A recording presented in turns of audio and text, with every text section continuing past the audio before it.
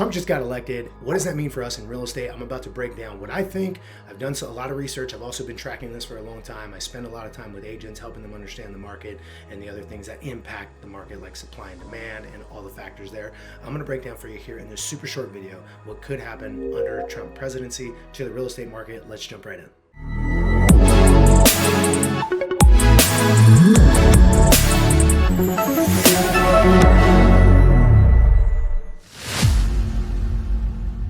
Make sure that you subscribe. As always, we're giving you the best, most relevant information on all things real estate. So make sure you subscribe. Also, share this video, comment, like it. And if you think I'm wrong, if you think I'm crazy, if you think I missed something, drop it in the comments. I'd love to hear your thoughts. Let's jump right in. All right, so before we talk about Trump and all the things that he could or couldn't do and whether he has the power to pull this lever or not and what does he do with Jerome Powell, before we get into all that, we have to establish something super serious or something super matter of fact, and it's this.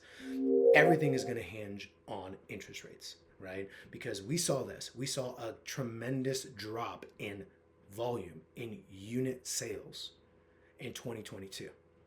What's the only thing that changed? Interest rates. Because interest rates control inventory channels. Think about it this way.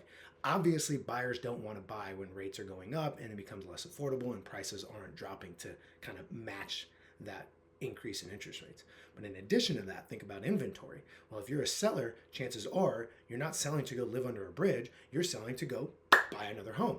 Right? So if it doesn't make sense to buy, it often doesn't make sense to sell. This is what we talk about with our team all the time. If it doesn't make sense to buy, then it doesn't make sense to sell. And so that's why people are holding on to their houses. It's not that they're in love with their interest rate necessarily. It's that it doesn't make sense to move to the next spot yet. That might happen at 3%, at 4%, at 5.5%, at 6.25%. Who knows exactly? But here's what we do know is that once it stabilizes, things tend to get back to normal.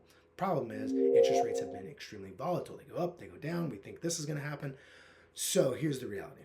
Interest rates drive the inventory channels. And why is that important? Okay, it's important because if interest rates drop under a Trump administration, that means demand is going to go up, right? More people didn't just all of a sudden when interest rates went up, they didn't all of a sudden say, I don't feel like buying a house anymore, never mind. No, they just said, I can't do it. It doesn't make sense, whatever their reasoning was behind it, right? So if interest rates go up, that's going to increase demand. If we do not have a corresponding increase in inventory, meaning people just bringing their house to the market and saying, okay, it makes sense to buy, so it makes sense to sell as well. If we don't experience that, what's going to happen is what we saw in 2020. Lots of people coming into the market, not as many homes to buy. That creates bidding wars, drives prices up. So that's one outcome that could happen if people decide not to sell, but interest rates do drop. Demand increases, supply stays stable, or stays low, right? That's going to put upward pressure on pricing. So hopefully what ends up happening is people say, hey, it makes sense to buy, it also makes sense to sell, and there's a good balance of people also bringing their house to market, right? That would be incredible. And so that's what we're really hoping for, and that's what we're looking for. So let's talk about Trump real quickly. Here's all we know. What we know is that he's said some very aggressive things and has done some things in the past that talk about tariffs. Well, tariffs increase the price of goods. Increasing the price of goods is inflationary, and when we see inflation, we see interest rates go up.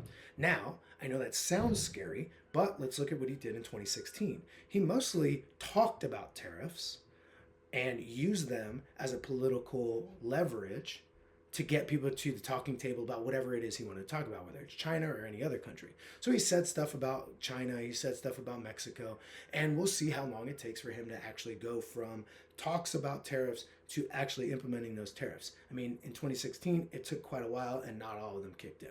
In addition to that, he really focused on tax policy first. So if he does the same thing, we wouldn't see an immediate impact. I don't think day one he's gonna go in there and be like, tariffs for everybody. The cost of goods go up, inflation goes up, and interest rates follow. Like, I doubt that's going to happen. There's no track record of that. And so we got to wait and see. But if he does start having those conversations, cool, we got to be really careful, be really watchful, and see if those get implemented, and that's going to bleed into the economy and create inflation, then we should expect interest rates to go up and demand to drop even further.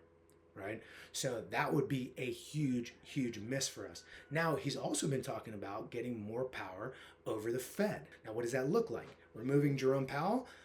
I mean, maybe for some of us that would be great, or it sounds great. The problem is he can't do that. He doesn't have authority to do that.